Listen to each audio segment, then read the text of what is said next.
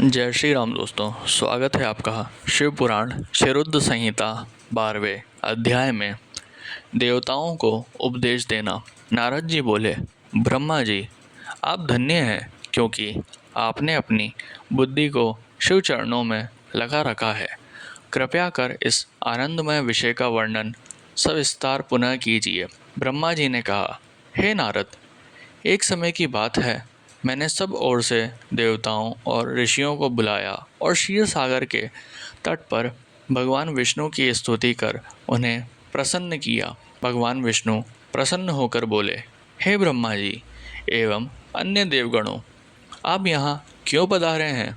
आपके मन में क्या इच्छा है? आप अपनी समस्या बताइए, मैं निश्चय ही उसे दूर करने का प्रयत्न करूँगा। ये सुनकर ब्रह्मा जी बोले, हे भगवान, दुखों को दूर करने के लिए किस देवता की सेवा करनी चाहिए? तब भगवान विष्णु ने उनके प्रश्न का उत्तर देते हुए कहा, हे ब्रह्मन, भगवान शिव शंकर ही सब दुखों को दूर करने वाले हैं।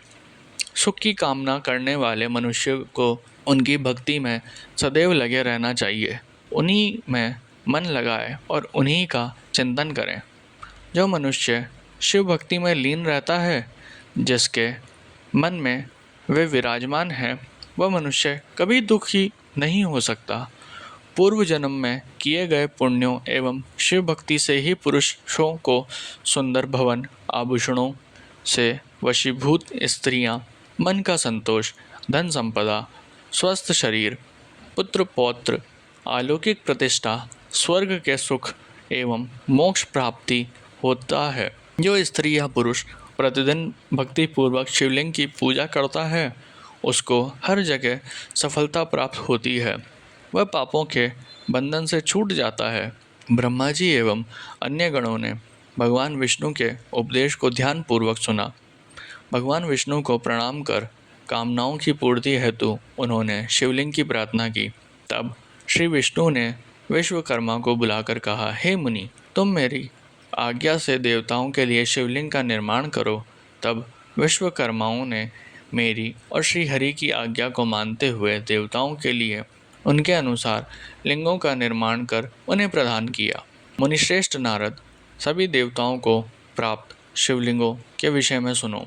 सभी देवता अपने द्वारा प्राप्त लिंग की पूजा उपासना करते हैं। पद्म पराग मणि का लिंग इंद्र को, सोने का कुबेर को, पुखराज का धर्मराज को, श्याम वर्ण का वरुण को, इंद्र नीलमणि का विष्णु को और ब्रह्मा जी हेमलय लिंग को प्राप्त कर उसका भक्तिपूर्वक पूजन करते हैं। इसी प्रकार विश्वदेव चांदी के लिंग की और वसुगण पीतल के बने लिंग की भक्ति करते हैं।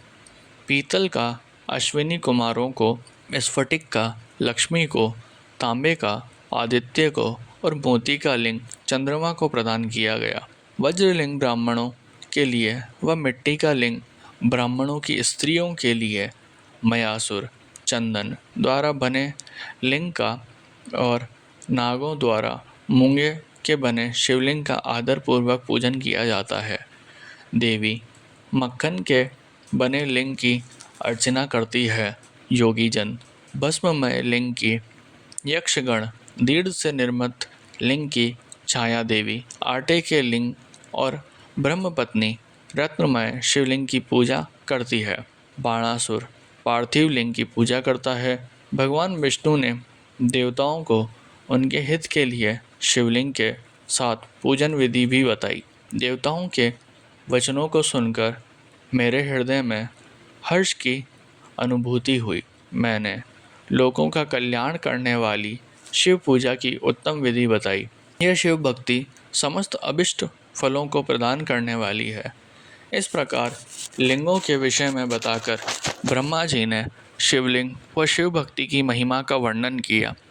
शिव पूजन भोग और मोक्ष प्रदान करता है।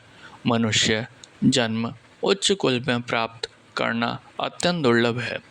इसलिए मनुष्य रूप में जन्म लेकर मनुष्य को शिव भक्ति में लीन रहना चाहिए। शास्त्रों द्वारा बताए गए मार्ग का अनुसरण करते हुए जाति के नियमों का पालन करते हुए कर्म करें। संपत्ति के अनुसार दान आदि दें, जप तप यज्ञ और ध्यान करें। ध्यान के द्वारा ही परमात्मा का साक्षात्कार होता है।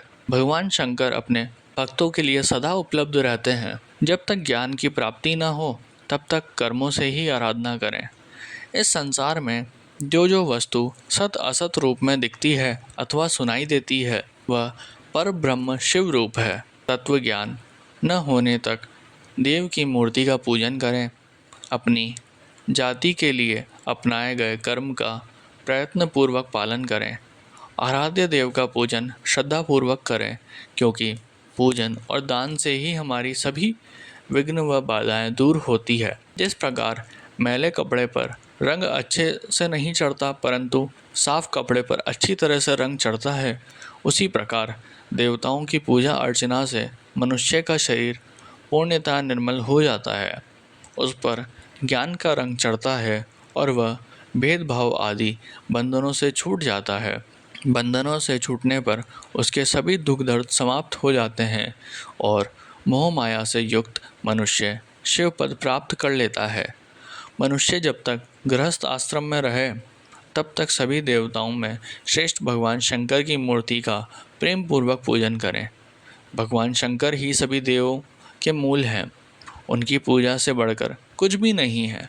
जिस प्रकार वृक्ष की जड़ में पानी से सींचने पर जड़ एवं शाखाएं सभी तृप्त हो जाती है, उसी प्रकार भगवान शिव की भक्ति है। अतः मनोवांछित फलों की प्राप्ति के लिए शिव जी की पूजा करनी चाहिए। अभिष्ट फलों की प्राप्ति तथा सिद्धि के लिए समस्त प्राणियों को सदैव लोक कल्याणकारी भगवान शिव का पूजन करना चाहिए।